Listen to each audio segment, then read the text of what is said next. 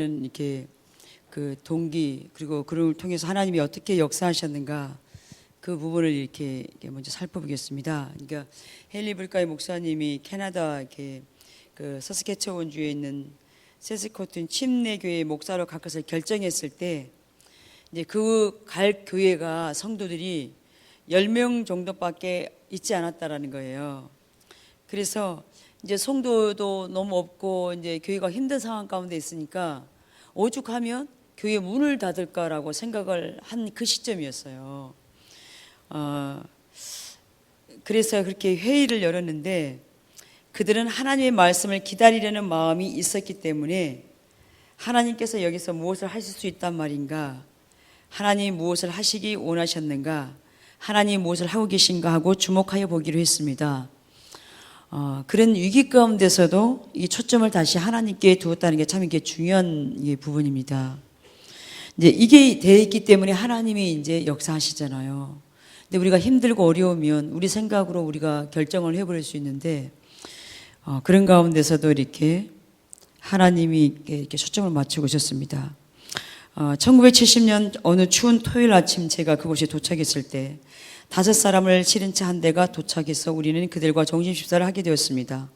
그들은 거기서 북쪽으로 145km, 90마일가량, 그러니까 한 천안이나 청주 거리가 되겠죠. 여기서 3만 명 정도의 사람이 살고 있는 프린스 알버트라는 도시에서 온 사람들이었다는 거죠. 근데 그곳에 헨리 불가이 목사님이 오셨다는 얘기를 듣고 이들이 이제 온 거예요.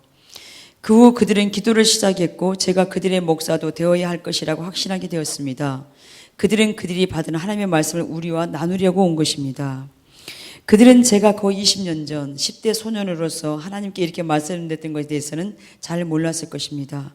하나님, 만일 당신이 저를 복회 사역으로 부르시고 또 제가 운전할 수 있는 거리에 있는 사는 사람들이 성경 공부반이나 교회를 원한다면 저는 가겠습니다.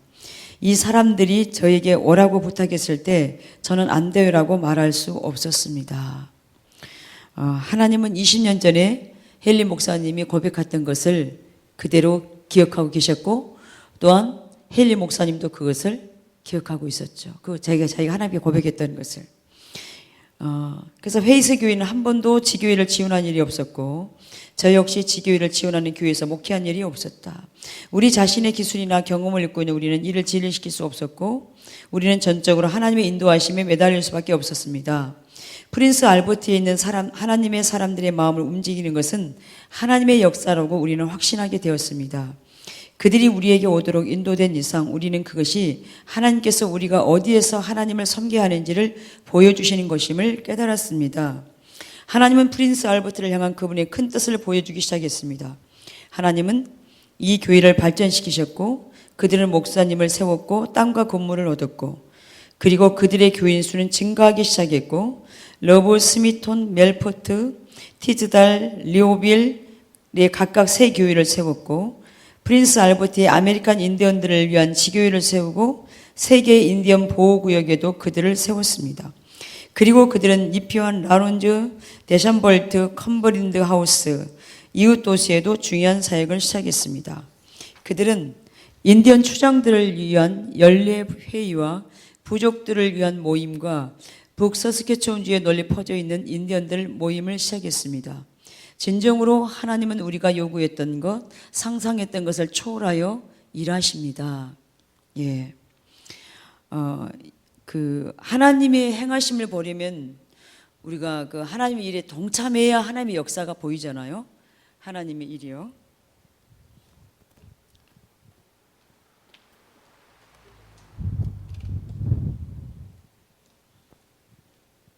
근데 여기에 지금 성도 숫자가 워낙 없는 상황 가운데 있었지만, 오죽하면 문을 닫으려고 하는, 교회 문을 닫아야 되나 이런 상황 가운데 있는데, 그런 가운데서도 이들이 하나님이 어떻게 일하실 건가를 주목하여 보았을 때, 또 하나님은 이미 그곳에 헨리 목사님 보내려고 이미 계획이 있었죠. 그래서 그들이 먼 거리에서 그 목사님 왔다는 얘기를 듣고 이렇게 다시 이제 시작을 했을 때, 이들이 이 하나님의 놀라운 행하심을 이렇게 보게 되는 것을 이렇게 볼 수 있습니다. 그래서 이 5단원은요, 하나님 음성을 우리가 어떻게 들을 것인가, 그리고 어떻게 그것에 듣고 동참하여 따라갈 건가, 이 부분을 이렇게 다루고 있습니다. 아까도 말씀했다시피 하나님의 그 행하심에 동참하려면 하나님의 행하심을 먼저 보는 게 관건인데, 여기에 아까 중요한 것처럼 하나님이 무엇을 하기 원하시고 무엇을 하고 계신가, 여기에 우리가 주목을 해야 된다는 겁니다. 근데 우리가 이것을 많이 우리의 삶에서 또 우리 교회 가운데서 이렇게 놓치고 있는 부분들을 이렇게 우리가 더 보게 되는 것 같습니다. 그래서 하나님이 이렇게 이미, 하나님은 교회를 향한 질투가 있잖아요. 아무리 연약한 교회고, 아무리 지금 하나님의 생명이 거친 것 같고, 하나님의 역사도 보이지 않는 것 같고, 하나님의 일하심이 안 보인 것 같지만, 그러나 하나님은 하나님의 교회가 회복되기를 원하고 다시 세워지기를 원하고, 그 안에 다시 하나님의 생명이 놀랍게 역사하기를 원하는 것이 하나님이신데, 때로는 우리가 낙심할 수 있고 때로는 좌절할 수 있지만, 그럼에도 불구하고 여기 있는 이 말씀을 통해서 오늘 우리에게 이 말씀을 지금 주고 계시잖아요. 다시 우리가 하나님이 무엇을 하기 원하시고 무엇을 하고 계신가에 우리가 초점을 맞춰서 반응하여 나아갈 때 이렇게 놀랍게 하나님을 경험하는 자리로 우리가 가게 되는 것을 다시 봅니다. 자, 요한복음 8장 47절 이단원의 암송 구절을 같이 보겠습니다. 하나님께 속한 자는 하나님의 말씀을 듣나니 너희가 듣지 아니함은 하나님께 속하지 아니하였음이로다. 자, 다시 같이 읽습니다. 하나님께 속한 자는 하나님의 말씀을 듣나니 너희가 듣지 아니함은 하나님께 속하지 아니하였음이로다. 여기 말씀을 듣는 것은 하나님의 음성을 듣는 걸 말하죠. 우리가 개인 가운데 치밀함이 놓쳐지면 가장 먼저 나타나는 게 뭡니까? 하나님의 음성 듣는 것이 희미해져 버리죠.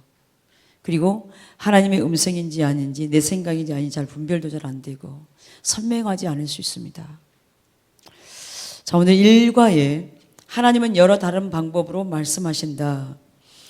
그리스도 안에 언제 하나님이 말씀하시는지를 알지 못한다면, 그리스도인이 언제 하나님이 말씀하시는지를 알지 못한다면 그는 그리스도인으로서의 생활의 핵심적인 문제를 가지고 있는 것이다. 그럼 왜 그러한 거냐는 거죠. 왜 이것이 하나님 말씀하실 때 알지 못한다면, 우리가 하나님을 믿고 있지만 우리 삶에 이미 문제가 있다라는 거죠. 근데 우리는 문제가 있다는 것조차도 우리가 모르고 있을 수 있다는 거죠. 그래서 하나님을 이해하고 경험하는 데서 핵심이 뭐냐면 하나님이 언제 말씀하시는지를 명확히 아는 것이다. 그러니까 하나님 말씀하신 때 그것을 아는 게 중요하다 그랬죠. 그리스도인이 언제 하나님이 말씀하시는지를 알지 못한다면 그리스도인에서 생활에 문제를 가지고 있는 것이다. 우리는 하나님이 어떻게 성령님을 통해 그분 자신과 목적들과 길들을 계시하는지에 초점을 맞추기로 하겠습니다. 이 과에서는 하나님께서 성경, 기도, 환경, 교회 혹은 다른 믿는 자들을 통해서 어떻게 말씀하시는지 알아보겠습니다. 자, 그래서 우리는 이미 배웠다시피 하나님은 성령님을 통해서 네 가지를 통해서 말씀한다 그랬잖아요. 어떻게 해요? 성경, 기도, 환경, 교회. 때로는 또 여기 추가한다면 환상이나 꿈을 통해서도 하나님이 말씀하시죠. 자, 그러면 또 여러 가지 다른 방법들, 이것뿐만 아니라 다른 방법으로도 하나님이 말씀하고 있는 것을 우리는 성경 전체를 통해서 볼 수 있습니다. 그래서 여기 옛적의 선지자들로 여러 부분과 여러 모양으로 우리 조상들에게 말씀하신 하나님이다. 그러니까 여러 부분과 여러 모양으로 이미 구약이나 신약을 통해서 말씀하고 있는 것을 우리가 알고 있습니다. 그래서 창세기 16장을 보면 천사들을 통해서 말씀하는데, 하갈이 임신을 하죠. 사라가 임신하지 못하는 걸 자기가 임신함으로 말미암아 자기의 여주인 사레를 무시합니다. 그러니까 이 사라가 하갈을 학대하죠. 그러니까 학대에 못 이겨서 도망을 갑니다. 그래서 천사가 나타나서 내가 아들을 낳을 것이고 그 장래 일에 대해서 이렇게 하갈에 대해서 얘기를 해줍니다. 그 다음에 창세기 15장에는 환상을 통해서 하나님께서 아브라함에 주신 언약을 말씀하실 때 환상을 통해서 말씀하는 것을 우리가 또 볼 수 있습니다. 또한 창세기 28장에 보면 꿈을 통해서 말씀하시는데, 형 예서를 피해서 예삼촌 집으로 이렇게 도망하는 그 야곱에게 그 가는 중에 하나님 꿈으로 야곱에게 말씀하시죠. 그다음에 우림과 둠빔을 통해서 출애굽기 28장에 말씀한데 여러분 우림과 둠빔이 뭐냐면 대제사장이 이게 뭡니까? 이게 그 가슴에 부착된 이게 있어요. 띠가 있어요. 그런데 하나님의 뜻을 이렇게 분별하기 위해서 그 속에서 그것을 이렇게 그것을 제비 뽑듯이 뽑는 거예요. 할 것인지 말 것인지. 그걸 그래서 이게 제비 뽑는 도구예요. 중요한 문제를 놓고 결정할 때 이게 사용되는 것이 이 우림과 둠빔이었어요. 그러니까 하라와 하지 마라. 그래서 딱 그걸 가지고 뽑으면서 결정하는 거죠. 그래서 우림과 둠빔을 통해서 일종의 제비 뽑는 도구죠. 또 말씀하기도 하고요. 또 에레미야 18장에 보면 비유를 통해서 하나님은 토기장이시다. 우리는 진흙인 것. 그래서 진흙에 토기장의 손이 있음 같이 너희가 내 손에 있느니라. 그래서 모든 민족과 모든 나라의 흥망성쇠를 좌우하시는 분, 모든 걸 주관하시는 분, 또한 우리의 삶의 모든 영역을 주관하신 분이 하나님의 손에 달려있다라는 거죠. 하나님 우리의 삶을 어떻게 인도하시고 우리가 어떻게 하나님의 목적을 가지고 우리를 창조하신 이 부분에 있어서 이 모든 주권이 하나님께 있는 것을 이렇게 또 말씀하고 있습니다. 그 다음에 열왕기상 19장에는 세미한 소리를 통해서 그래서 아합을 피해서 그 엘리야가 호렙산에서 이렇게 40주야를 걸어서 이렇게 갔잖아요. 그러면서 하나님의 음성 듣는 부분을 이렇게 말씀하고요. 그다음 출애굽기 8장에 보면 그 10가지 재앙을 통해서 기사와 표적들을 통해서 나타냅니다. 그러니까 재앙을 통해서 기사와 표적을. 그리고 여러 가지 다른 또 방법들이 또 하나님이 다양하게 또 말씀하고 계시죠. 그래서 구약에서 하나님이 어떻게 말씀하셨느냐 하는 것이 가장 중요한 요소가 아니라는 거예요. 그러면 뭐가 중요한가? 하나님이 말씀하셨다. 이 사실 자체가 중요하다는 거죠. 어떻게 말씀하셨냐가 중요한 것이 아니라 하나님이 말씀했다는 거예요. 누가요? 하나님 말씀하셨다. 이 사실 자체가 중요하다는 거죠. 그래서 하나님의 말씀을 들은 사람들은 그것이 하나님이신 줄 알았고 또 그분이 무슨 말씀을 하셨는지를 알았습니다. 근데 여기서 중요한 것은 방법이 그래서 중요하지가 않아요. 우리에게 중요한 것은 나에게 지금 말씀하신 분이 하나님이라는 거예요. 그래서 우리가 그 하나님 말씀하신 것을 소홀히 여기면 안 되는 이 부분이 바로 여기에 있습니다. 우주 만물의 통치자와 주권자이신 창조해 주신 그 하나님이 지금 나에게 말씀했다. 나중에도 나오겠지만 나에게 말씀했다는 그 자체는 이미 하나님이 나를 만나주고 있다라는 거예요. 나를 만나주고 있다라는 거예요. 이건 엄청난 사건이죠. 우리는 하나님을 못 만났다고 얘기하는 사람들이 많은데 하나님의 뜻을 알았다. 하나님의 어떤 감동을 받았다. 또 성경을 읽으면서 깨달았다. 이미 그것은 하나님을 만난 거죠. 그러니까는 하나님이 지금 말씀하셨다. 이 자체가 중요하다는 겁니다. 그래서 하나님과 관계 가운데 있을 때 우리는 이것이 더 이렇게 선명해지죠. 우리가 하나님과 온전한 관계 가운데 있으면 하나님의 음성이 들릴 수밖에 없습니다. 왜냐하면 우리가 요한복음 8장 조금 전에 암송했던 것처럼 우리가 하나님께 속한 자는 하나님의 음성을 듣게 돼 있다 그랬잖아요. 그럼 반대로 하나님과 온전한 관계 안에서 멀어져 있으면 듣지 못한다는 거예요.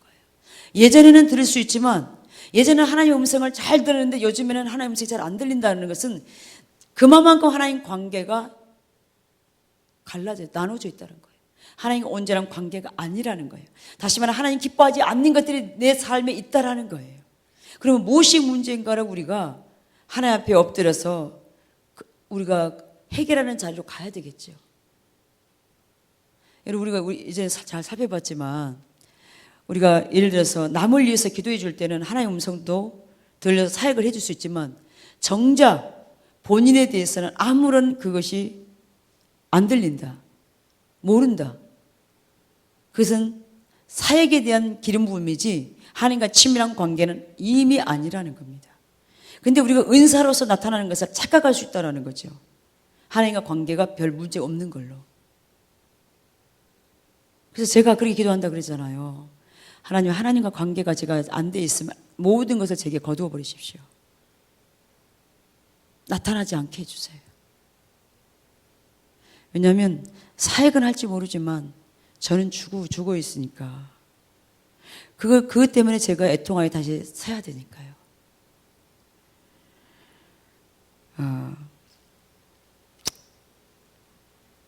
그래서 우리가 방법 그 어떤 것도 의존하는 게 아니라 우리가 하나님 말씀할 때 반응하시는 것이 또 반응하는 그 자체가 매우 중요하죠. 구약에서 하나님의 말씀을 들은 사람들은 어떤 두 가지 사실을 알았습니까? 그분이 하나님이신 줄 알았고 무슨 말씀인지를 정확하게 아는 겁니다. 여러분, 이게 누가 가르쳐 주지도 않아도요, 알아요. 그냥 알아요. 내게 말씀하시는 분이 하나님이시란 것. 그리고 그 내용이 뭔지, 어떤 의미로, 어떤 마음인지 선명히 알게 돼요. 제가 1991년도 성경 통독 때 처음 하나님 음성을 들었어요. 처음. 근데 누가 가르쳐 주지도 않았지만 하나님이시란 걸 제가 알았어요. 근데 그 음성은 지금도 또렷하게 기억이 돼요. 너무나 선명하게. 그리고 그 의미가 뭔지, 그 내용이 뭔지, 하나님의 마음이 어떠한지 그것까지 느껴져요. 그러니까 하나님 말씀하시면요, 분명히 하나님이신 줄 알고 무슨 말씀을 하시는지를 정확하게 알게 된다는 거예요. 자, 하나님이 사람들에게 말씀하시는 사실 자체가 하나님이 어떻게 말씀하셨느냐보다 훨씬 중요합니다. 하나님의 말씀을 듣는 사람들은 말씀하시는 분은 바로 하나님임을 알았고 하나님이 무슨 말씀하시는지를 알았습니다. 구약에서 하나님이 말씀하실 때마다 저는 네 가지 중요한 요소들을 보게 됩니다. 출애굽기 3장에서 모세가 불붙는 떨기나무에서 경험한 것이 한 예입니다. 자, 하나님 개인에게 독특하게 네 가지를 이렇게, 여기 지금 헬리불목회 목사님이 네 가지 중요한 요소, 말씀하실 때, 하나님 말씀할 때 네 가지 중요한 요소가 있다. 자, 첫 번째, 하나님 말씀하실 때 대개는 그 개인에게 독특한 것이었다. 자, 이게 이렇습니다. 여러분도 한번 이렇게 보면서 아, 그렇지 라고 한번 이렇게 점검을 해보세요. 모세가 불붙는 떨기나무에서 하나님을 경험했다는 것을 들어본 적이 없었어요. 그런데 하나님은 그래서 내가 불붙는 떨기나무에서 하나님을 경험하는 것이구나. 나의 선조들 아브라함과 이삭과 야곱은 그들의 떨기나무 경험을 가졌었고 이번 것은 내 떨기나무 경험이구나. 이렇게 하지 않았다라는 거죠. 하나님이 떨기나무에 나타나서 말씀하신 것은 모세 한 사람 외에는 그렇게 역사한 것이 없었어요. 성경 전체에. 오직 독특하게 모세에게만 그런 방법으로 하나님이 나타나셨다라는 겁니다. 이것은 아주 독특한 건데 이유는 하나님은 우리가 그분과 그분의 목소리를 개인적으로 경험하기를 원하시기 때문입니다. 하나님은 우리가 어떤 방법이나 기술에 의존하기보다는 그분과의 관계를 중요하게 여기기를 원하십니다. 이게 참 중요한 겁니다. 우리는 자칫하면 방법을 의존할까 봐 하나님이 이렇게 하신다는 거죠. 하나님과 1대1의 관계를 우리가 원하시는 거죠. 이게 관계가 안 되면 자꾸 누가 이렇게 했어. 땅받기를 했으니까 이렇게 승리가 있고 우리가 이런 방법으로 쫓아갈 수 있다는 거죠. 그런데 하나님은 같은 방법으로 하시지 않는다. 왜냐하면 사람의 우리의 특성을 알기 때문에 방법을 쫓다 보면 계속 그 방법만은 우리가 하나님과 친밀한 관계는 갖지 않고 방법을 통해서만 문제를 해결하려고 하니까 하나님이 이렇게 개인적인 관계 가운데서 이렇게 한다는 거죠. 모세가 현대에 살았다면 그는 그의 불붙는 떨기나무의 경험에 대해서 책을 한 권 써야겠다는 유혹을 받았을지도 모릅니다. 그랬다면 온 땅에 살고 있는 사람들이 그들의 불붙는 떨기나무를 찾으려고 노력했을 것입니다. 여기서 열쇠가 되는 진리는 하나님이 어떻게 말씀하셨느냐가 아니라 하나님이 말씀하셨다는 그 사실 자체입니다. 근데 하나님은 변함없이 오늘도 이렇게 저와 여러분 가운데 동일하게 이렇게 독특하게 하나님이 말씀하고 계시고 말씀하기를 원하십니다. 그렇게 우리가 하나님 말씀을 들으면 여러분 하나님 음성 듣다 보면 여러분이 무엇이 경험되나요? 여러분 하나님의 그 음성의 톤이 항상 똑같은가요? 어떠시든가요? 달리 경험이 되나요? 가만히 있으면 저는 뭔지를 모르겠어요. 저 같은 경우는 저 개인적인 경험입니다만은 때로는 목소리의 톤도 달라지고요. 목소리도 달라지고요. 제가 어떤 상황 가운데 있느냐에 따라서 어떨 때는 아주 어미하게, 어떨 때는 아주 부드럽게, 어떨 때는 굉장히 사랑이 느껴지게, 다 달리 그런 걸 느껴질 때가 있어요. 근데 그게 하나님이신 걸 안다는 거예요. 하나님이 지금 내게 말씀하고 있구나.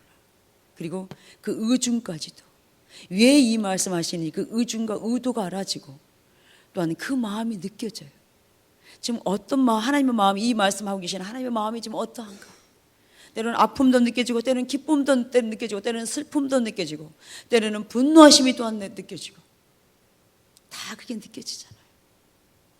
우리가 사람과 대화를 하면 다 그것이 느껴지듯이, 그 사람의 감정이 그대로 느껴지듯이, 그 사람의 상태에 따라서 다 그 목소리가 다 달라지는 것처럼 그렇게 느껴지듯이 하나님의 음성 듣는 것도 마찬가지입니다.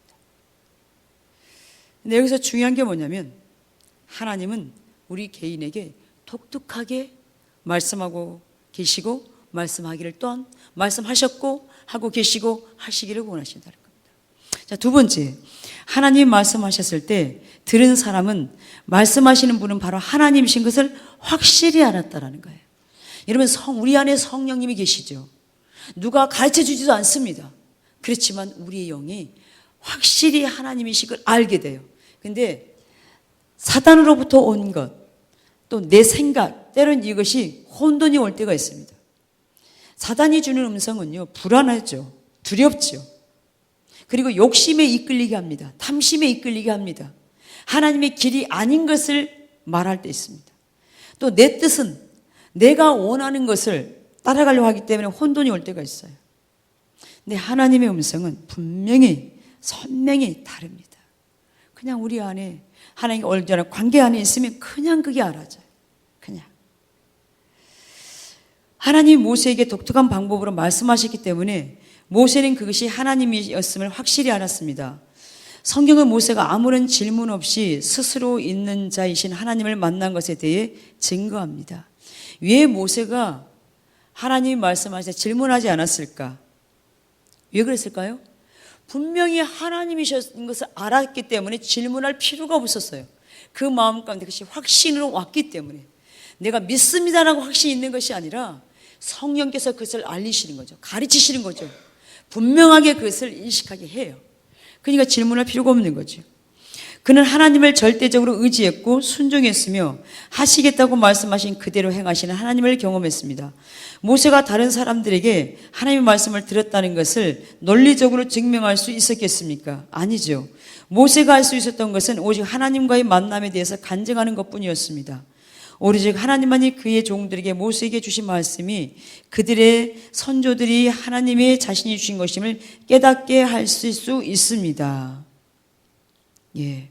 자, 기드온 같은 사람은 확신을 갖고 있지 못했을 때 하나님은 은혜롭게도 자신을 더 명확하게 드러내셨습니다.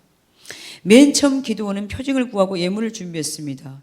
여호와의 사자가 손에 잡은 지팡이 끝을 내밀어 고기와 무교전병의 댐에 불이 반석에서 나와 고기와 무교전병을 살랐고, 여호와의 사자는 떠나서 보이지 아니한지라. 기드온이 그가 여호와의 사자인 줄 알고 가로되 슬프도소이다. 주 여호와여, 내가 여호와의 사자를 대면하여 보았나이다. 기드온은 하나님이 말씀하셨음을 확실히 알았습니다. 여기 슬프도소이다 말은 뭐냐면, 오 하나님, 이 감탄사죠. 그러니까 그때 당시 하나님을 본 자는 모두 죽게 됐다는 사실에서 나온 그 두려움을 의미하는 거예요. 근데 여기 지금 그 모세는 첫 번째 그냥 알았지만 기드온은 좀 혼돈이 왔습니다. 그래서 다시 이렇게 표징을 구하고 그러면서 그런 가운데 하나님은 확신을 갖고 있지 못한 그에게도 여전히 하나님의 은혜로 더 그에게 자신을 명확하게 계시하셨다는 거예요. 이렇게 하나님은 좋으신 우리 아버지십니다. 때로는 우리가 이게 하나님 음성인가 아닌가 혼돈될 때가 있지만, 우리가 다시 이것을 분별하려고 할 때 하나님 다시 선명하게 우리 가운데 이렇게 말씀하는 거 우리가 이미 경험하고 있잖아요. 그래서 우리가 하나님의 음성을 듣는 데 있어서 가장 중요한 것이 뭔가? 관계입니다. 하나님과의 친밀한 관계 안에 있을 때 우리가 이 음성 듣는 것이 명확해지죠. 그러나 우리가 이게 관계가 안 되어 있는 상태에서 의식만 있다 보면 이게 혼돈이 옵니다. 그리고 희미해지기 시작하고 점점 하나님의 음성이 들리는 귀가 둔해지기 시작하죠. 그래서 이렇게 하나님과 관계 안에 있으면 분명한 내 안에 내적인 확신이 오게 됩니다. 누가 말해주지 않아도 그것이 알게 되죠. 그래서 이게 이제 혼돈이 올 경우에는 우리가 이것이 선명해질 때까지 하나님 앞에서 이렇게 찾아야 되겠죠. 그것이. 그리고 하나님의 음성을 또한 들었다 할지라도 성경이 합한 거 아닌가, 하나님의 기준에 맞는 거 아닌가, 우리가 분별해야 될 책임이 우리에게 있습니다. 그래서 우리가 그것을 조언을 구할 필요가 있고 우리가 리더들 가운데 상담할 필요가 있는 거죠. 우리가 하나님의 음성을 이렇게 들은 거 하면서 우리가 자라가야 되잖아요. 근데 처음에 다 완벽하게 알 수가 없죠. 그래서 하나님의 음성을 온전히 들으려면 한 25년이라는 시간이 걸려야 된다고 그러잖아요. 25년 정도가. 그런 시행착오를 겪고 또 실수도 하고 점점 그렇게 자라가는 과정이 온전히 하나님의 음성을 이렇게 듣기 위해서는 이렇게 예언하라는 책에서 그렇게 얘기하고 있습니다. 예. 그래서 우리는 계속해서 자라가야 되고 내가 지금 듣고 있는 것이 다 100% 신학의 예언은 완전할 수가 없기 때문에 분별해야 되고 성경을 맞춰봐야 하고 되는 것이 또 하나님과 무엇보다 치밀한 관계 안에 있을 때 역시 훨씬 더 잘 분별이 되겠죠. 그래서 두 번째 중요한 요소가 뭐냐면 말씀하시는 분이 바로 하나님이신 것을 내적인 이 확신을 통해서 확실히 알았다라는 거죠. 그다음에 세 번째, 하나님 말씀하셨을 때 말씀을 받은 사람은 하나님이 무슨 말씀을 하시는지를 알았다는 거죠. 그래서 모세는 하나님이 그에게 무엇을 하라고 말씀하는지 알았고 그는 하나님이 그를 통해서 어떻게 일하시기를 원하는지를 알고 있었습니다. 그렇기 때문에 그는 그토록 많은 핑계를 내세웠던 것입니다. 그는 하나님이 무엇을 기대하시는가를 정확히 알고 있었습니다. 이것은 모세에게 있어 사실이었고 노아, 아브라함, 요셉, 다윗, 다니엘과 그의 사람들에게 있어서 사실이었습니다. 하나님이 어떤 의중으로 하나님이 어떤 의도를 가지고 말씀하시는지를 선명히 알게 된다는 거죠. 자, 그 다음에 네 번째요. 하나님 말씀하셨을 때가 하나님과의 만남이라는 거죠. 이게 참 중요합니다. 우리는 하나님을 경험하고 싶어하고 하나님 나를 만나주세요. 나도 하나님 만나고 싶어요 하는데 이미 하나님의 음성을 들었다면 나는 이미 하나님을 만난 것이나 다름없다라는 거죠. 모세가 이 불붙은 떨기나무와의 아주 좋은 만남이었어. 이것이 하나님을 만나게 나를 이끌어 주었으면 좋겠다. 그렇다면 이것은 아주 바보스러운 말이라는 거죠. 근데 이미 그것은 하나님과의 만남이라는 거예요. 하나님이 어떤 방법으로든지 당신에게 진리를 보여주시면 그것이 바로 하나님과의 만남입니다. 그것이 하나님이 당신의 인생에 함께 하심을 경험하는 것입니다. 하나님만이 그분의 임재를 당신으로 하여금 경험할 수 있게 하는 유일하신 분이십니다. 왜 하나님과의 만나는 방법이 중요하지 않고 하나님과의 만남이 중요한 거야? 아까도 말씀드렸지만 이게 방법으로 가면 문제가 생기죠. 방법으로 가면 하나님을 안 찾는다니까요. 그리고 방법으로만 뭔가 해결하려고 그래요. 그러다 보면 우리의 신앙은 매너리즘에 빠질 수밖에 없고 하나님은 그걸 통해서 우리를 다룰 수밖에 없는 거죠. 찾는 자리로 나아올 때까지. 그래서 우리는 이렇게 온전하지 않다 보니까 우리는 주님이 경험되지도 않고 주님의 역사도 이렇게 우리의 삶 가운데 일어나지도 않고 그러니까 자꾸 믿음의 선진들이 했던 방법들을 따라가려다 보면 하나님이 더 경험이 안 되는 거죠. 그래서 그 기드온의 예봇이 나중에 우상화되어 버리잖아요. 그것을 음란하게 그래서 섬겨버렸잖아요. 그것이 무슨 뭐 신이나 되는 듯이 모세의 시체를 하나님이 거두가지 않았다면 그 모세의 묘를 찾아서 얼마나 사람들이 그래서 섬기지 않았을까. 그래서 하나님과의 관계가 너무나 중요하다는 거죠. 관계. 그래서 관계를 떠나서는 그 어떤 것도 하나님 음성 듣는 거나 사역나 그 어떤 것도 이것이 올바르지가 않죠. 그래서 네 번째 중요한 건 뭐냐면 하나님 말씀하실 때가 이미 하나님과의 만남이라는 거예요. 그래서 그 만남 가운데서 하나님의 의중과 의도를 더 선명히 우리가 보는 것이 중요하죠. 그래서 이 네 가지 요소를 다시 요약을 하면 독특함과 확실함과 무엇을 만남, 이걸 이렇게 딱 요약을 할 수 있는데, 하나님은 독특하게 그의 종들 가운데 그의 사람들에게 말씀하신다. 그러면 저와 여러분과 지금도 우리에게 독특하게, 여러분만이 특별하게 하나님을 경험한 것들이 있을 겁니다. 하나님은 개인적으로 독특하게 그렇게 우리를 만나주기를 원하시기 때문에. 두 번째는 하나님이 말씀할 때 그분이 하나님이신 것을 누가 가르쳐주지 않지만 확실하게 안다는 거죠. 세 번째는 하나님이 무엇을 지금 말씀하려 하시는지를 안다는 거죠. 무엇을 말씀하시는지. 그 다음에 하나님이 말씀하신 것 자체가 내가 바로 하나님을 만난 것이다. 예. 하나님이 이러한 방식으로 말씀하신 것은 구약 전체를 통해서 찾아볼 수 있습니다. 하나님 말씀하신 방법은 사람에 따라 다릅니다. 여러분, 사람에 따라 다르죠? 똑같지 않습니다. 그래서 중요한 것은 하나님은 그의 종들에게 독특하게 말씀하셨다. 그들은 하나님이신 줄 알았다. 그들은 하나님이 무슨 말씀을 하시는지를 알았다. 자, 하나님이 말씀하시면 그것이 하나님과의 만남입니다. 하나님께서 성령님으로 성경, 기도, 환경, 교회를 통해서 말씀하시면 당신은 그것이 하나님이심을 알게 될 것이고 하나님이 무슨 말씀을 하시는지도 알게 될 것입니다. 하나님이 당신에게 말씀하시면 그것이 하나님과의 만남입니다. 예. 여러분, 우리 예배는 하나님과의 만남이잖아요. 근데 예배는 드리는데 왜 하나님과의 만남이 안 될까? 예배는 하나님과의 만남이라 그랬는데 오늘 예배 가운데 하나님 만나셨나요? 우리가 찬양과 경배를 드렸습니다. 찬양과 경배는 그 어떤 것보다도 하나님을 만나는 가장 중요한 그 시간입니다. 근데 거기에서 우리 하나님의 마음이 느껴지고 하나님의 사랑이 느껴지고 하나님이 지금 우리를 향한 그 뜻과 목적이 우리가 그것을 더 보여지고 반응하는 자리로 더 서는 것, 그것이 찬양과 경배 가운데서 우리에게 말씀하는 부분들이죠. 근데 이 찬양과 경배 가운데서 하나님을 이렇게 못 만나니까 우리 삶이 더 회복이 안 되잖아요. 그래서 우리가 하나님 앞에 예배하러 나올 때 우리가 자칫 하나님 자신보다도 어떤 임재나 어떤 현상이나 어떤 나타나는 어떤 치유나 그런 것들도 초점이 가버리면 안 되고요. 하나님 그분 자체, 그냥 그분 자체가 좋고 만나는, 이게 우리에게 우선순위가 돼야 된다는 거죠.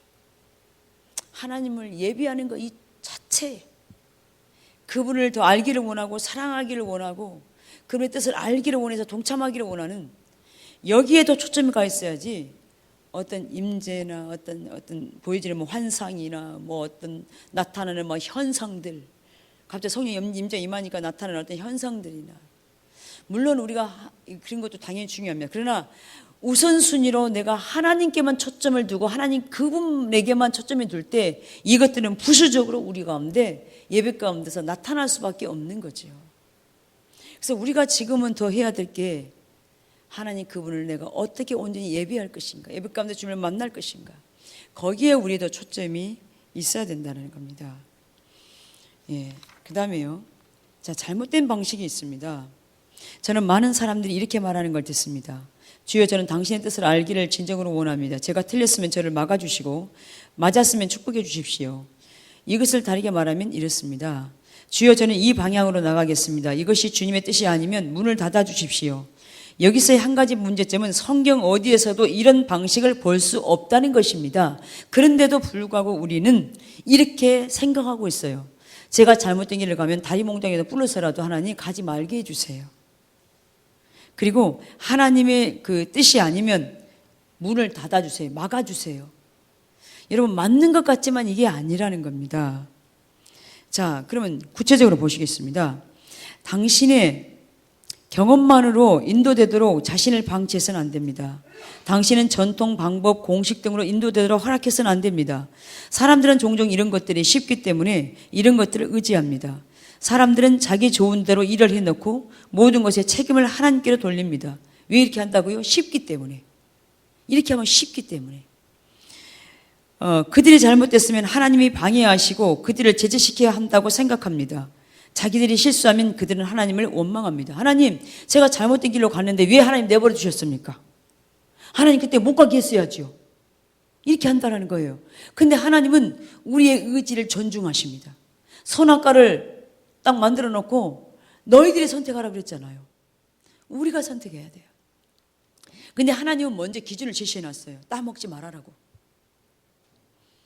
그렇기 때문에 우리가 결정하는 거예요. 우리가. 그럼 잘못된 길이면 자기가 안 가야죠. 근데 하나님 보고 하나님 내가 잘못된 길을 갈 때 왜 그때 나 잡지 않았냐고. 왜 나를 내버려 뒀냐고. 우리가 돌이켜야죠. 그래 놓고 하나님 원망한다니까요. 자기 안 잡았다고. 자기 잘못된 길을 가도 하나님 내버려 뒀다고. 얘기 아니라 그랬잖아요. 성경에는 이렇게 말한 게 없다고요. 성경 이미 기준을 해놓고 네가 선택하라 그랬잖아요. 그래서 당신이 하나님의 뜻과 음성을 알기 원한다면 아주 중요한 부분입니다.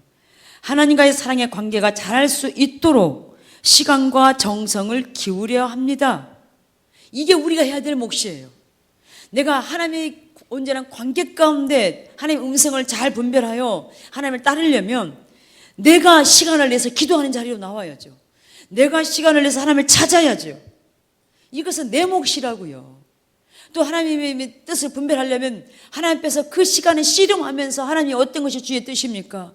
내가 원하는 것은 이것이지만 그렇지만 하나님이 이것을 원한다면 내가 원하는 걸 내려놓고 하나님 뜻대로 하겠습니다라고 하나님 앞에 서서 이것을 찾아야 되겠죠.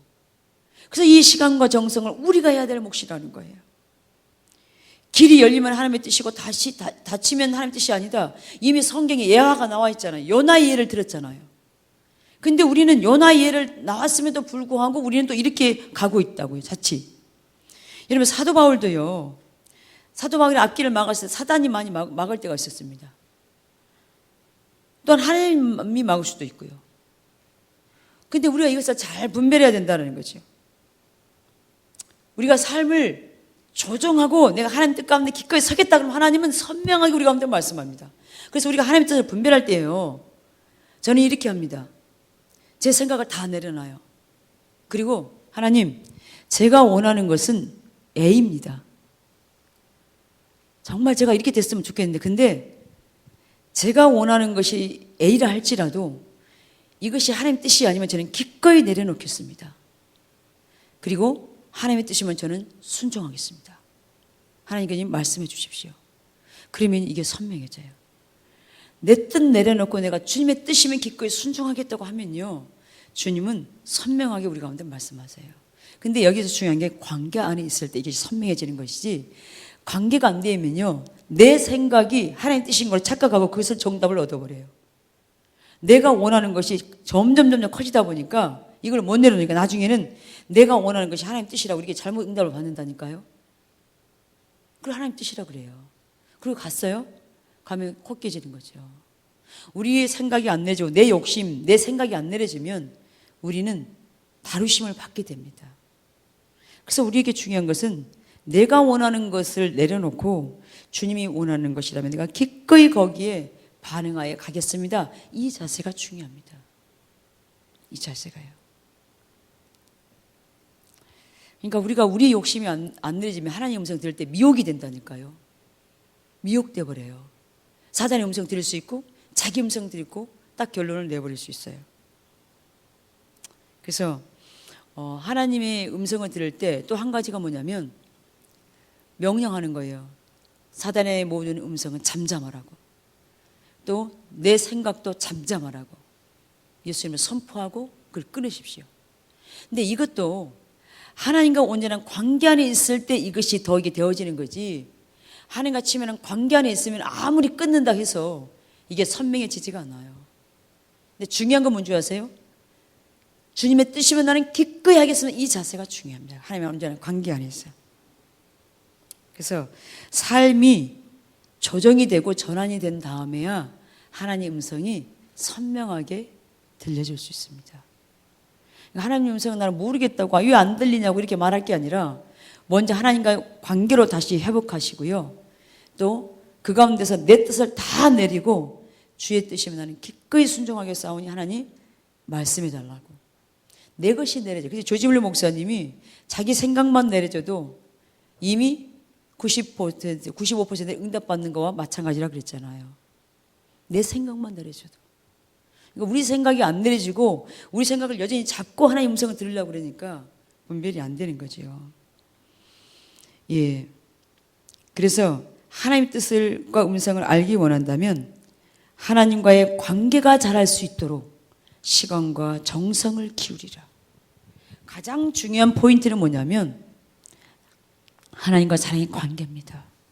하나님의 음성을 듣기 위해서는요. 그래서 이제 이게 사랑의 관계가 안 되면니까 친밀함을 놓치니까 하나님의 음성이 희미해지기 시작하는 거죠. 예전보다 희미해져 버리고 잘 안 들리게 되고 분별도 안 되고. 그래서 하나님의 뜻을 알기 위한 성경적 방식이 어떤 거죠? 열린 문과 닫힌 문을 찾는 것. 당신이 틀렸으면 하나님이 당신을 막으시도록 요구하는 것 맞습니까? 아니죠. 하나님은 절대 그렇게 하지 않는다 그랬잖아요. 하나님이 당신에게 명확한 음성으로 말씀할 때까지 기다릴 필요가 있습니다. 그런데 여기는 어떻게 해요? 관계 안에 있을 때 선명해지는 거죠. 하나님의 말씀은, 자, 성경은 우리의 인도자죠. 제가 하는 성경의 방식은 하나님이 항상 앞에서 지도해 주시는 것입니다. 하나님은 처음부터 당신이 알고자 하는 모든 것을 당신에게 말해 주시지 않을지 모릅니다. 그러나 그분은 당신이 조종하는 데 있어서 필요한 만큼 첫 순종의 발을 내디딜 때 필요한 만큼은 알려주실 겁니다. 여러분 보세요.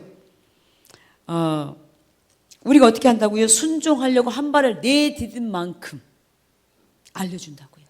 근데 나는 여전히 한 발도 움직이지 않으면서 하나님 뜻을 알려주세요. 말씀하지 않죠. 우리가 반응할 때 점진적으로 그것이 구체화되기 시작할 겁니다. 아브라함이 그렇게 순종하여 나아갈 때 그 비전이 구체화되어진 것처럼 당신이 할 일은 주인이 당신에게 명령을 낼 때까지 기다리는 것입니다. 하나님이 지시하기 전부터 무언가 하기 시작하면 10중 8구 그릇된 일을 하는 것입니다. 여러분 우리가 이론은 이걸 잘 알고 있습니다. 그런데 여전히 우리는 우리 생각이 앞서 버리죠. 하나님이 말씀할 때 기다리는 것이 너무 힘드니까. 왜요? 관계가 안 돼 있으니까. 관계가 안 돼 있으니까. 그러니까 낭패를 볼 수밖에 없다라는 거죠. 근데 중요한 것은 기다리는 거죠. 말씀할 때까지. 그것이 선명하게 그것이 보여질 때까지. 특정한 지식들. 사람들은 흔히 하나님이 명확한 지침을 주시지 않는다고 말합니다. 하나님이 당신의 삶을 움직이게 하신다는 말입니다. 그리고 나서 당신이 하나님이 주신 마음을 가지고 어떻게 살 것인가 스스로 발견하기를 노력해야 한다고 합니다. 이거 맞아요? 틀려요? 틀리다는 거예요. 이것은 마치 그리스도인들은 항상 옳게 생각하고 하나님의 뜻에 따라 생각한다는 듯한 암시를 줍니다. 이것은 우리의 옛 속성이 항상 우리의 영적인 속성과 우리 안에서 싸우고 있다는 사실을 간과하는 것입니다. 우리의 길은 하나님의 길이 아닙니다. 하나님께서만 당신에게 특정한 지시를 내리셔서 그분의 목적을 그분의 방법으로 성취시키십니다. 이사야 55장에 내 생각은 너희 생각과 다르면 내 길은 너희 길과 다르다 그랬는데 우리는 이렇게 반대로 가고 있다는 거예요. 그래서 우리의 길이 하나님의 길이 아니라는 거예요. 내 생각, 내 방법, 내 경험이 옳지 않다라는 거죠.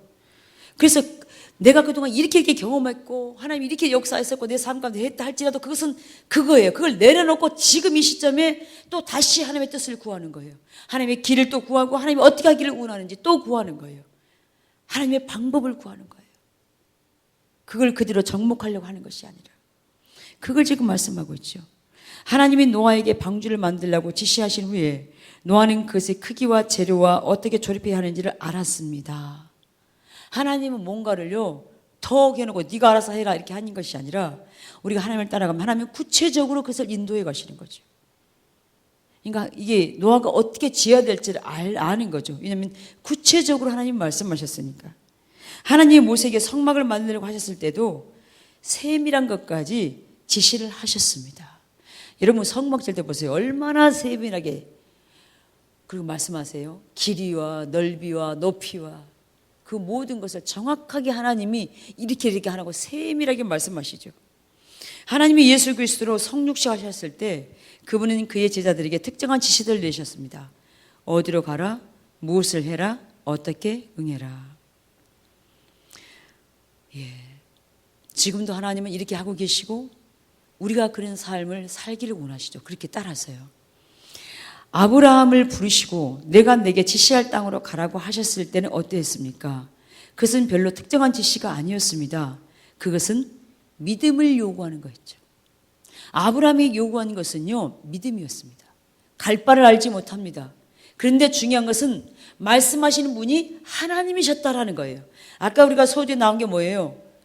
하나님이 무엇을 말씀하는가가 중요한 게 아니라 말씀하시는 분이 하나님이셨다는 게 중요했다라는 거죠.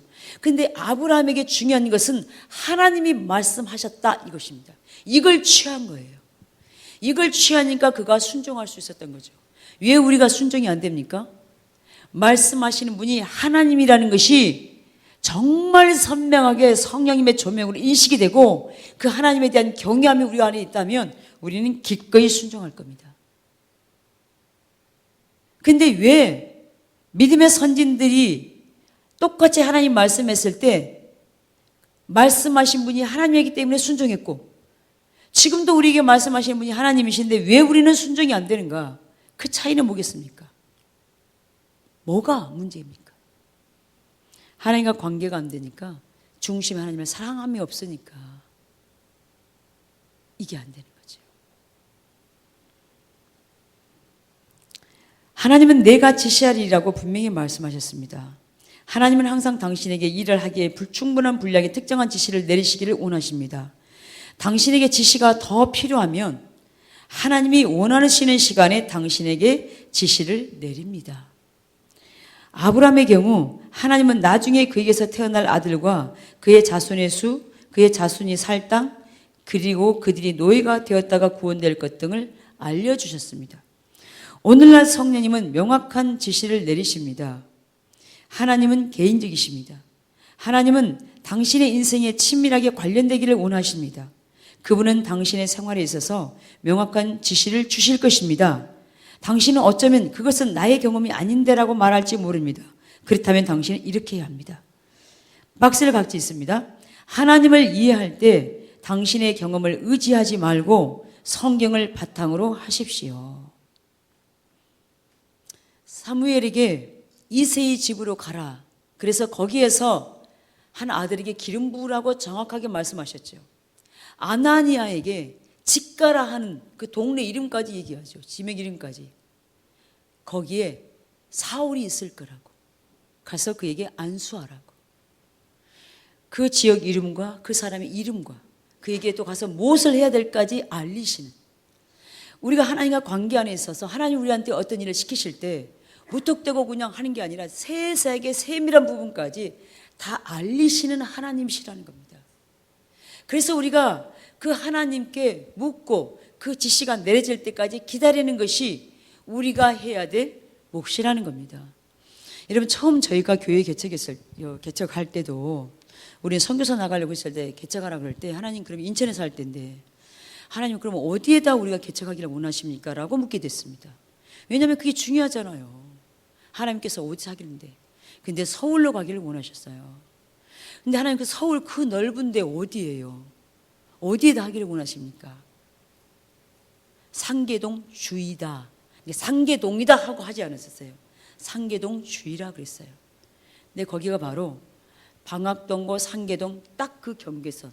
다리만 하나만 딱 건너면 교회 다리를 건너면 상계동. 그 다음 그 옆에는 방학동이었잖아요. 건물을 우리가 알아보는 데 있어서도 계속해서 기도하면서 찾았습니다.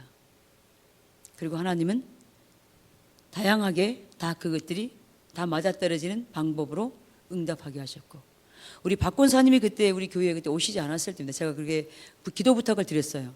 근데 권사님이 개척 예배 때 오셔가지고 깜짝 놀라고 꿈에 봤던 그 다리라고 꿈에 다리를 건너서 오셨대요. 근데 그 다리 상계동 그 다리가 있었던 그 다리 목사님이 보셨던 환상 그대로 학교 담벼락이 그대로 환상에 본 그 담벼락 저는 기도 응답을 하나님 이곳입니까? 가자마자 앉아서 기도할 때 이곳이다고. 여러 군데 수없이 다녔는데 다 아니라 그러셨어요. 하나님 혹시 이곳입니까? 아니다. 또 이곳입니까? 아니다. 하나님이 이렇게 우리를 이렇게 인도해 가실 때 구체적으로 이렇게 말씀하십니다. 그래서 우리 가운데 다시 이 부분들이 회복돼야 될 부분이죠. 하나님은 구체적으로 말씀하기를 원하고 계시고 원하시는데 우리가 반응하지 않아서, 우리가 조급해서, 우리가 묻지 않아서 우리가 하나님의 역사를 경험하지 못하고 있다는 겁니다. 여러분, 중요한 것은 하나님이 말씀하실 때는 분명히 뭐가 있다고요? 뭘 가지고 말씀하신다고요? 목적을 가지고 말씀한다고요. 이야기할 때는 목적이 있으니까 말씀한다고요. 그럼 우리가 그것을 무시해버리고 나 오늘 하나님의 음성 들었다라고 그걸로 끝나버리면 하나님의 뜻과 목적이 이루어지지가 않는다라는 거죠. 그걸 가지고 우리가 반응하는 자리로 가야 된다는 겁니다. 여러분, 하나님을 여러분 기도하는 가운데 막 사랑하라 그러고 또 이런 순종하라는 말들이 그런 비슷한 그 똑같은 말들이 계속 한다면 뭡니까? 하지 않고 있기 때문에 계속해서 말씀을 주는 거예요. 예를 들어 사람을 찾으라. 계속해서 찾으라고 했는데도 안 하니까 계속해서 말씀하고 있는 거잖아요. 그런데도 계속해서 하지 않으면 어떻게 할까요? 징계할 수밖에 없겠죠. 우리가 내가 지금 듣고 싶은 말을 들으려고 한 게 아니라 지금 하나님이 나에게 하시고자 하는 말씀이 뭡니까? 라고 우리가 물어야 합니다.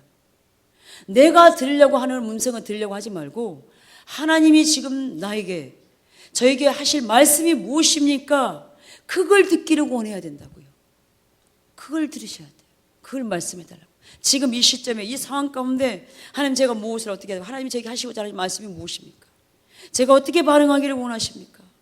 우리가 각자가 거기에 지금 귀를 기울이고 거기에 반응해야 된다는 거죠. 하나님 지금 우리 각자 가운데 하시고자 하는 그 음성이 무엇인지 다 그게 다를 수 있고 또 공통적으로 같을 수도 있습니다. 그것을 우리가 귀 기울여 드려야 되겠죠. 마지막으로요. 아래의 문장에서 당신의 인생에 관한 하나님의 지시를 찾는 데 도움을 줄 만한 것들에 밑줄을 그으십시오. 자, 여러분 한번 읽어보시고 거기다가요. 하나님의 지시를 찾는 데 도움이 줄 만한 것들이 어딘가 한번 밑줄 한번 그어보세요. 지금 한번 읽어보십시오.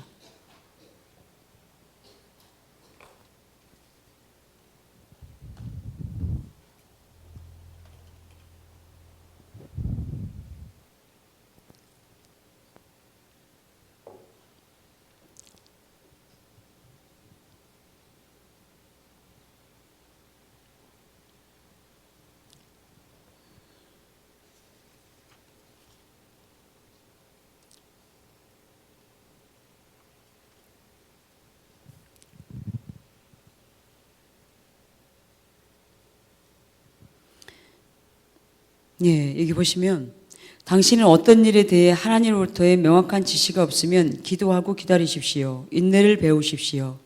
하나님의 시간을 의지하십시오. 하나님의 시간이 항상 옳으며 최선입니다. 서두르지 마십시오. 하나님은 당신이 간절히 하나님을 찾게 하기 위해서 지시할 사항을 감추어 주셨을지도 모릅니다. 무엇을 하려고 하나님과의 관계를 뛰어넘지 마십시오. 하나님은 당신이 그분을 위해서 무엇을 할 수 있는가 보다는 당신과의 사랑의 관계에 더욱 관심을 가지고 계십니다. 자, 여기 하나님의 지시를 찾는 데 도움이 될 게 어떤 문장들이 있을까요? 먼저 기도하는 거죠.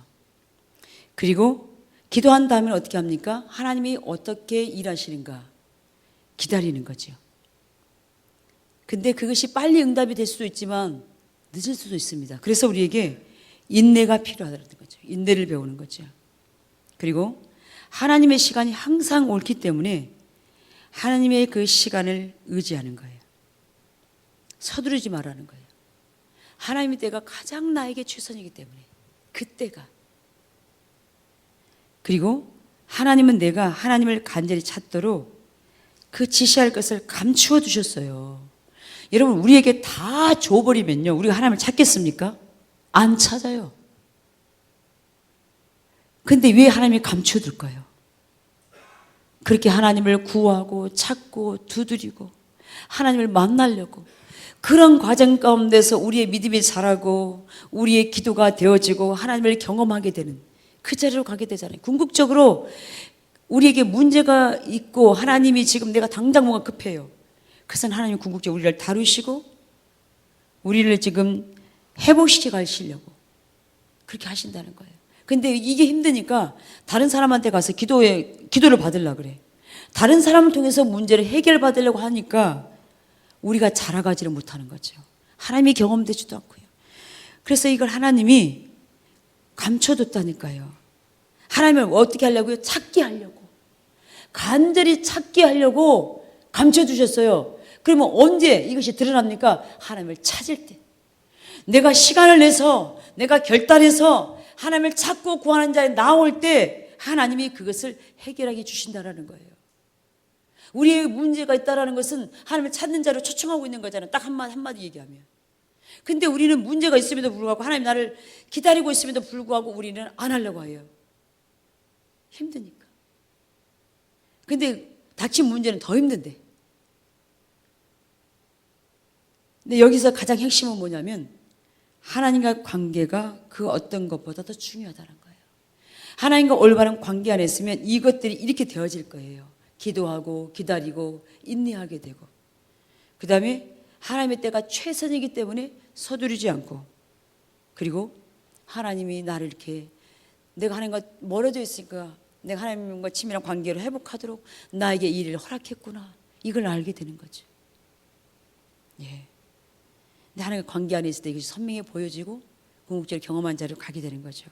근데 우리가 하나님을 찾는 걸 소홀히 하면 우리 가운데 딱 나타나는 게 뭡니까?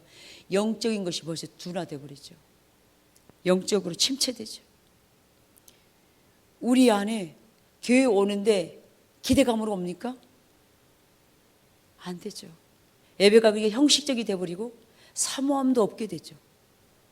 하나님에 대한 기대감이 없어지고 우리의 생각이 많아지고 우리의 관점이 높아지고 제가 지난주 얘기했다시피 하나님을 그렇게 안 찾으니까 마음이 높아져가지고요.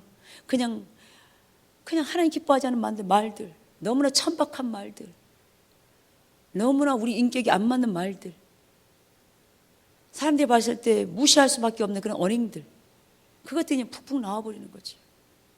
이게 안 되니까 하나님 안 찾으니까 하나님을 찾으면 우리가 입이 잠잠할 텐데 그러니까 뭔가를 그냥 조잘되고 싶은 거죠. 그러니까 실수투성이가 되고 그러니까 하나님과 관계가 깨지니까 하나님을 찾는 게 멀어지니까 이게 된다는 거예요. 그래서 우리에게 지금 이것을 회복하기 위해서 여기에 지금 나와 있는 것처럼 이렇게 하나님을 찾게 하려고 우리 안에 문제를 허락했다는 거예요. 그래서 하나님을 찾는 걸 놓친 것을 회개하고 집중적으로 하나님을 찾는 자리로 가야 우리를 궁극적으로 하나님이 회복시키시죠. 예, 이거의 요점을 보겠습니다. 하나님이 나에게 말씀하실 때 알지 못하면 나는 그리스도인 생활의 핵심의 문제를 가지고 있는 것이다. 우리 같이 읽습니다. 하나님은 그의 종들에게 말씀하신다. 하나님이 말씀하셨다는 사실 자체가 하나님이 어떻게 말씀하셨느냐보다 훨씬 더 중요하다. 하나님이 말씀하셨다면 대개 그 말씀은 그 사람에게 독특한 것이다. 하나님 말씀하실 때 말씀을 받는 사람은 그것이 하나님이었음을 확실히 안다. 하나님 말씀하실 때 말씀을 받는 사람은 하나님이 무슨 말씀을 하시는지를 안다. 하나님이 말씀하시는 것이 하나님과의 만남이다. 어떤 일에 대해 하나님으로부터 명확한 지시가 없으면 나는 기도하고 기다릴 것이다. 사랑의 관계를 뛰어넘지 않으려고 사랑의 관계를 뛰어넘으려고 하지 않을 것이다.